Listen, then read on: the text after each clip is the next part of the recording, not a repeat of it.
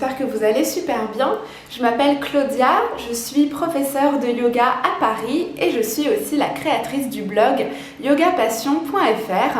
Sur mon blog, je partage avec vous des conseils et des techniques pour gérer votre stress et vivre en toute sérénité. Donc chaque semaine, je réponds à une question d'une internaute ou d'une de mes élèves concernant le yoga, le bien-être ou la méditation. Et cette semaine, j'ai choisi la question de Mélanie. Mélanie qui me demande comment est-ce que je peux comprendre les mots en sanskrit de mon professeur de yoga. Donc j'ai trouvé que c'était une question super chouette, super sympa. Parce qu'effectivement, des fois quand vous pratiquez le yoga ou quand vous faites des recherches sur le yoga, vous allez voir des mots écrits dans une langue que vous comprenez absolument pas.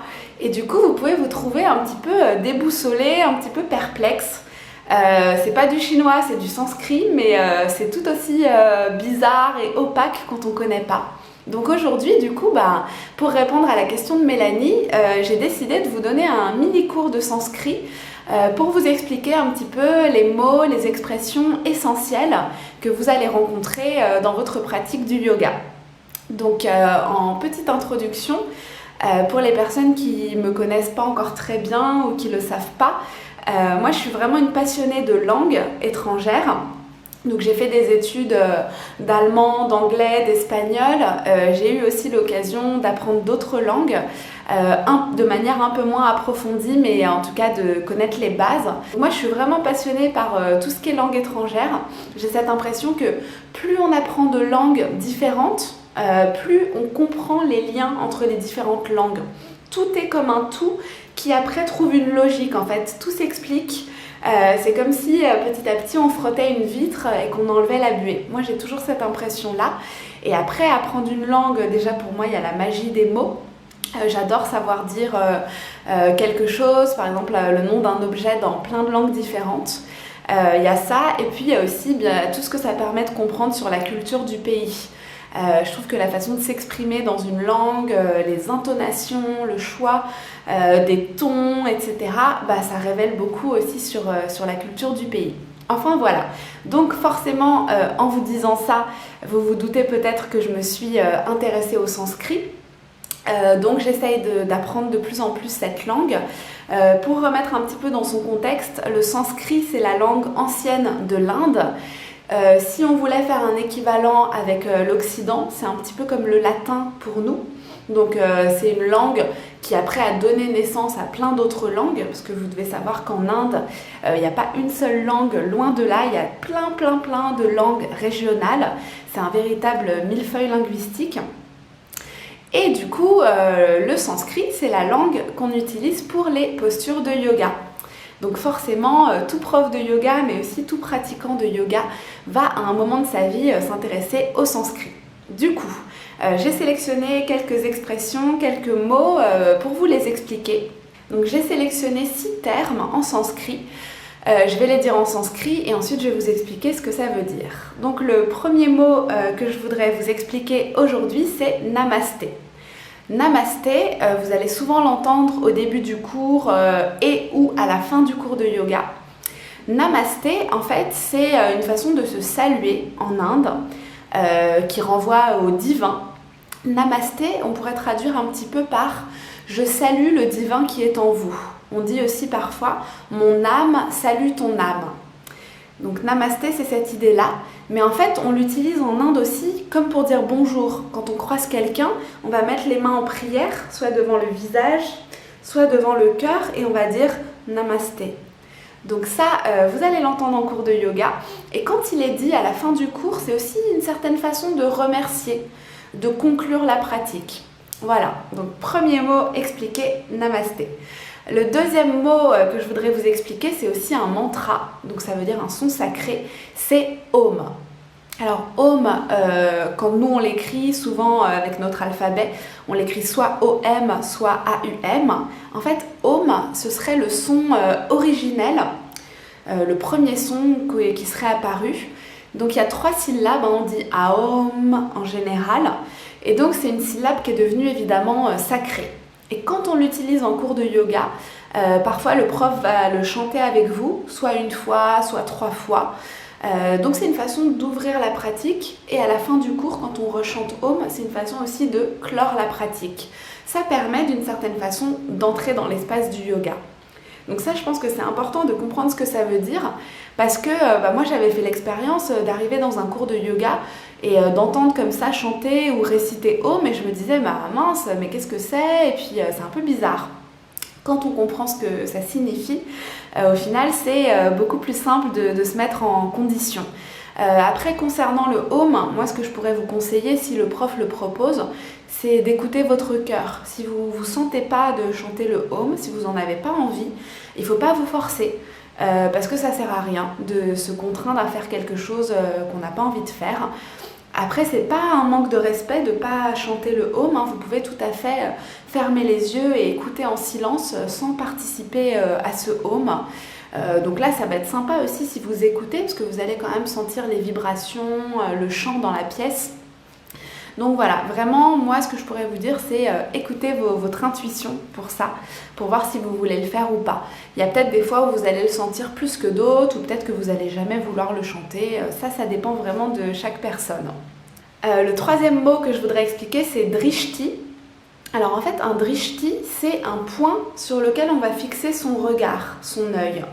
Quand on pratique des postures de yoga, parfois vous allez entendre votre prof, moi ou un autre prof, vous dire regardez vers le bout des doigts, regardez loin devant vous, regardez vers le plafond, regardez à gauche, des indications comme ça.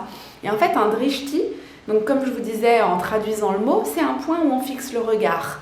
Donc ça permet de mieux rester en équilibre, notamment dans des postures comme l'arbre, le corbeau, etc. Et ça permet du coup de mieux se concentrer. Du coup, l'œil est fixé sur un point et il n'est pas stimulé par tout ce qui se passe à l'extérieur. Même si on a en tant qu'humain une vision panoramique. Ça veut dire que même si votre drishti c'est droit devant vous, si le voisin ou la voisine à côté de vous par exemple glisse pendant une posture d'équilibre, parfois vous allez voir ce qui se passe. Mais si vous avez votre drishti, ça va quand même vous aider à rester mieux concentré. Voilà pour le mot drishti, qui était notre troisième mot de sanskrit pour aujourd'hui. Maintenant, je voudrais vous expliquer en quelques mots le mot chakra. Donc, je ne vais pas aller en profondeur dans l'explication, parce qu'il y a des livres entiers sur le sujet et ce n'est pas en quelques secondes que je vais vous expliquer vraiment ce que sont les chakras. Simplement, je voudrais traduire le mot. Un chakra, c'est une roue. En fait, on dit qu'il y a 7 chakras dans le corps humain et c'est en fait des centres énergétiques. Du coup, l'idée du yoga, c'est de faire circuler l'énergie qu'on appelle souvent Kundalini, mais on peut parler aussi de prana. Donc on fait circuler cette énergie, ce souffle de vie, à travers les chakras. Donc peut-être que vous avez déjà entendu des gens vous faire une blague ou que vous-même vous dites des fois « Oh, je crois que j'ai un chakra qui est bloqué ». Donc ça, on le dit un petit peu en plaisantant, mais effectivement, dans le yoga, on parle en termes énergétiques de blocage dans les chakras. Donc c'est bien de savoir ce que c'est. Après, vous pouvez encore une fois être intéressé par ça ou alors pas du tout adhérer et vous dire que c'est complètement ésotérique et que pour vous, voilà, un chakra, ça ne vous parle pas. Après, je pense qu'il faut garder une attitude d'ouverture, de curiosité et pourquoi pas explorer un petit peu plus et voir ce que vous en pensez. Mais encore une fois, faites le chemin à votre rythme, ne vous forcez pas et ne vous mettez pas la pression. Vous n'êtes pas obligé d'être un spécialiste des chakras au bout de quelques cours de yoga, loin de là. Maintenant, le terme que je voudrais expliquer avec vous, c'est asana. Asana, en fait, c'est la posture. Asana, si on le traduit en général, ce serait plutôt assise, le fait d'être assis, installé. Mais asana, du coup, ça désigne toutes les postures de yoga. Donc l'arbre, c'est une asana, le cordonnier, c'est une asana, etc., etc. Voilà. Le dernier mot en sanskrit pour aujourd'hui, je vous avais dit que ce serait court, c'est pranayama. Prana, le souffle, yama, la maîtrise, le contrôle. Donc pranayama, c'est le contrôle du souffle. En fait, la maîtrise de la respiration. Du coup, vous savez sans doute, si vous pratiquez déjà le yoga, que la respiration c'est très important. Comment placer le souffle dans les différentes postures ou dans la méditation, c'est fondamental. Donc après, il y a plusieurs techniques différentes de pranayama. des techniques qui sont activantes, dynamisantes, d'autres techniques qui vont être apaisantes, calmantes. Il y a aussi des pranayamas qui sont équilibrants. Donc il va y avoir toute une gamme comme ça d'exercices que vous allez apprendre petit à petit. Mais c'est bien déjà de comprendre ce que veut dire le mot, parce que votre prof ne va pas forcément le dire en français. Surtout si vous suivez parfois des cours à l'étranger. Et du coup ça c'est super intéressant, je ne sais pas si ça vous est déjà arrivé, mais moi j'avais pris par exemple des cours de yoga quand j'étais au Brésil ou quand j'étais au Danemark. Et du coup c'était génial en fait d'entendre le nom des postures en sanskrit et de les comprendre. Et là je me disais j'ai eu chaud, parce que si j'écoutais le cours en danois ou en portugais du Brésil, à mon avis j'aurais pas forcément compris grand chose. Donc du coup c'est intéressant parce que le sanskrit ça devient une sorte de langue qui unit tous les yogis et les yoginis dans le monde. Après moi ça m'enthousiasme aussi parce que j'adore les langues étrangères. Pour vous c'est peut-être pas une priorité de comprendre le sanskrit, mais je voulais quand même au moins vous donner les mots les plus utilisés. Comme ça vous avez déjà quelques bases. Voilà, donc j'espère que ça vous aura aidé. Si vous voulez aller plus loin, je vais vous recommander un ouvrage sur le sanskrit dans l'article qui est en dessous de la vidéo. Et je vous dis à très vite pour de prochaines aventures en vidéo.